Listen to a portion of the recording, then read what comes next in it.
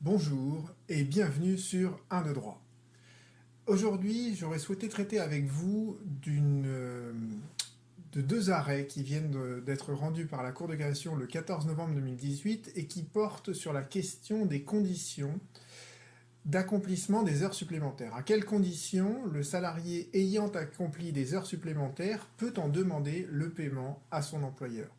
N'oubliez pas évidemment de regarder le texte qui se situe sous cette vidéo où vous y retrouverez toutes les actualisations ainsi que les références. Dans ces deux arrêts de la Cour de cassation, la Cour de cassation a rappelé les deux branches de l'alternative qui permettent à un salarié de solliciter le paiement d'heures supplémentaires.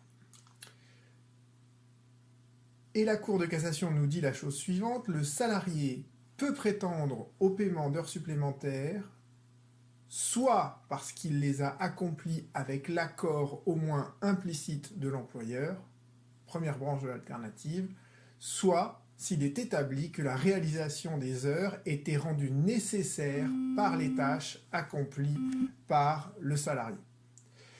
Cette solution, notamment la deuxième branche de l'alternative, elle montre le réalisme de la chambre sociale. Et on parle souvent de réalisme en droit du travail, c'est un peu une tarte à la crème, mais vous voyez bien que si le salarié ne peut pas démontrer qu'il y avait un accord implicite de l'employeur pour réaliser ses heures supplémentaires, eh bien le juge va regarder si concrètement les tâches qui lui étaient confiées ne nécessitaient pas qu'il dépasse les horaires contractuellement ou conventionnellement prévus.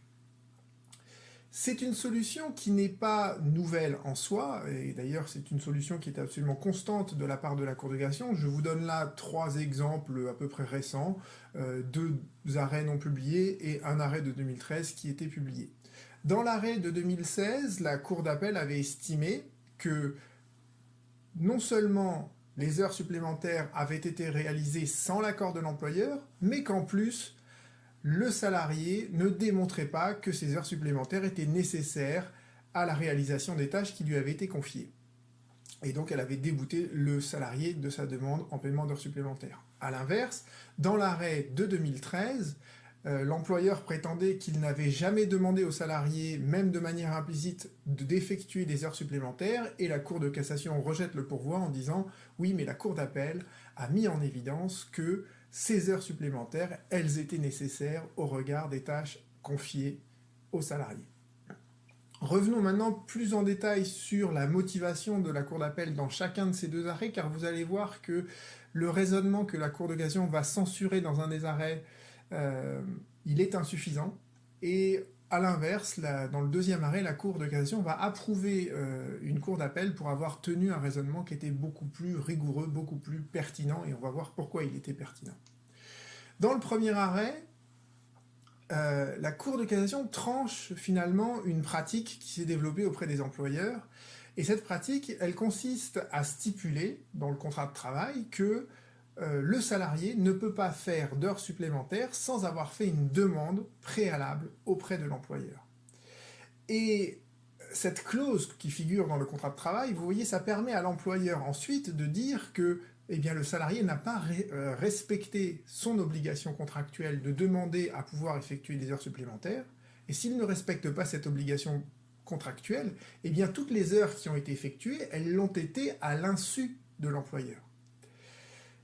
Et la Cour de cassation, dans le premier arrêt que nous allons étudier, elle va justement censurer ce type de raisonnement. Qu'est-ce que la Cour d'appel avait retenu? Son raisonnement s'articule en trois propositions. Première proposition, la Cour d'appel constate qu'effectivement, l'employeur, à plusieurs reprises, avait interdit aux salariés d'effectuer des heures supplémentaires sans son accord préalable. Et la Cour d'appel poursuit en disant, eh bien, dans ce cas-là, il n'y a pas d'accord de la part de l'employeur, il n'y a même pas un accord implicite, il y a même un refus express de la part de l'employeur qui est mentionné dès le contrat de travail et qui en plus se matérialise en l'occurrence par tous les courriers que l'employeur avait adressés aux salariés en lui intimant de ne pas effectuer d'heures supplémentaires. Et la Cour d'appel ponctue son raisonnement en disant « Eh bien, si le salarié met l'employeur devant le fait accompli, c'est pas pour autant qu'il obtiendra le paiement de ses heures supplémentaires. » Et la Cour de cassation, elle a cassé cet arrêt de la Cour d'appel.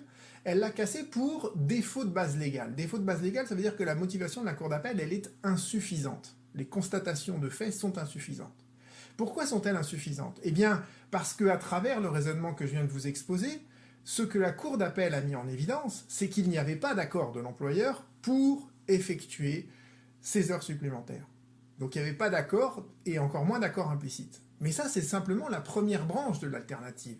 Encore faut-il s'assurer que les tâches confiées aux salariés ne nécessitaient pas la réalisation d'heures supplémentaires. Or ça, la Cour d'appel n'a absolument pas statué sur ce point. Et donc la Cour de cassation casse l'arrêt de la Cour d'appel en lui disant, certes, vous avez mis en évidence l'absence d'un accord de la part de l'employeur, mais vous deviez également rechercher si les tâches confiées aux salariés ne nécessitaient pas la réalisation d'heures supplémentaires. Voyons maintenant le deuxième arrêt. Dans le deuxième arrêt, là pour le coup, la Cour de cassation, elle approuve une Cour d'appel qui avait tenu un raisonnement assez fin, qui consistait en 4 propositions. La première proposition, c'était de dire, voilà, la charge de travail du salarié, elle avait déjà donné lieu au paiement d'heures supplémentaires dans une période antérieure. Et cette charge de travail, elle n'avait pas diminué par la suite, mais au contraire, elle avait augmenté. Et donc, la réalisation des heures supplémentaires, elle était forcément nécessaire par rapport aux tâches confiées aux salariés. Et la Cour d'appel ajoute de manière presque surabondante qu'il importe peu qu'il n'y ait pas eu d'autorisation de la part de l'employeur. Alors en réalité, ce qu'on pourrait même dire, c'est que dès lors que l'employeur avait admis au départ le paiement d'heures supplémentaires et que les tâches du salarié augmentent, eh bien son accord initial vaut accord implicite par la suite. D'accord? Mais vous voyez, finalement, ce qui prime, c'est que concrètement, les tâches confiées aux salariés justifiaient la réalisation d'heures supplémentaires. Alors, vous avez compris maintenant le raisonnement de la Cour de cassation. Voyons quelles peuvent être les incidences de ces deux arrêts sur la répartition de la charge de la preuve. Alors, pour ce qui est de l'accord implicite, j'ai trouvé un arrêt très récent de la Cour de cassation aussi qui me semble intéressant. En matière d'accord implicite, vous voyez là la Cour d'appel avait constaté que le salarié avait alerté l'employeur sur la surcharge d'activité qu'il devait accomplir. Et l'employeur n'avait finalement pas réagi. Et donc vous voyez que l'accord implicite, il peut se prouver par tout moyen. Et cette preuve, elle peut même résulter, comme le montre cet arrêt du 12 septembre 2018, il peut même résulter de l'inaction ou du silence gardé par l'employeur. Donc vous voyez, l'accord implicite, on peut le prouver si par exemple le salarié alerte son employeur sur sa charge de travail et que celui-ci finalement ne réagit pas. Plus délicate en revanche est la question des fonctions réellement exercées. Et vous avez vu que c'est cette deuxième branche de l'alternative qui est au cœur finalement du contentieux sur la réalisation des heures supplémentaires. Si l'on parvient à démontrer que les fonctions exercées par le salarié, les tâches confiées par l'employeur au salarié nécessitent la réalisation d'heures supplémentaires, alors celles-ci seront payées. Mais la Cour de cassation a toujours retenu que c'est au salarié de prouver les fonctions qu'il a réellement exercées. Et cette jurisprudence, je l'ai critiquée dans un autre article que vous retrouverez sur indodroit.com qui sera mentionné en dessous de cette vidéo. Cette jurisprudence, elle me paraît critiquable parce que, après tout, c'est l'employeur qui détermine quelles sont les fonctions du salarié. Et c'est trop facile pour l'employeur de se réfugier derrière les stipulations du contrat de travail alors qu'en réalité, le contrat de travail a été conclu il y a un certain temps et que les fonctions du salarié ont évolué derrière. Mais si l'on s'en tient à cette jurisprudence absolument constante de la Cour de cassation, c'est quand même au salarié d'apporter la preuve des fonctions qu'il exerce réellement. Et donc, par voie de conséquence, des heures supplémentaires qu'il est parfois nécessaire qu'il accomplisse.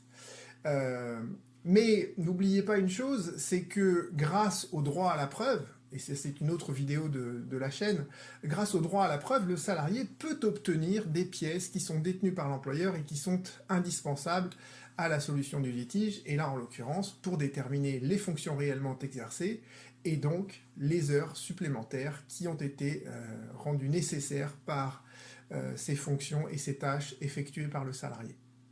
Donc vous voyez, cette jurisprudence, a priori, à travers les 2 arrêts que la Cour de cassation a rendus, on peut penser qu'elle est favorable aux salariés, parce que finalement, l'employeur ne peut pas se prévaloir des stipulations du contrat de travail, ne peut pas se prévaloir de son éventuel refus ostentatoire de ce que le salarié accomplisse des heures supplémentaires. Le juge doit aller au-delà de cette apparence pour regarder quelles sont les tâches réellement effectuées par le salarié. Cela étant, c'est au salarié d'apporter cette preuve, et s'il dispose de très peu d'éléments tangibles pour le démontrer, ça risque d'être un peu plus difficile pour lui d'obtenir le paiement de ses heures supplémentaires, sauf bien évidemment à ce qu'il utilise le droit à la preuve pour obtenir de l'employeur des éléments qui lui permettent de caractériser, de prouver ces tâches confiées, ces fonctions réellement exercées.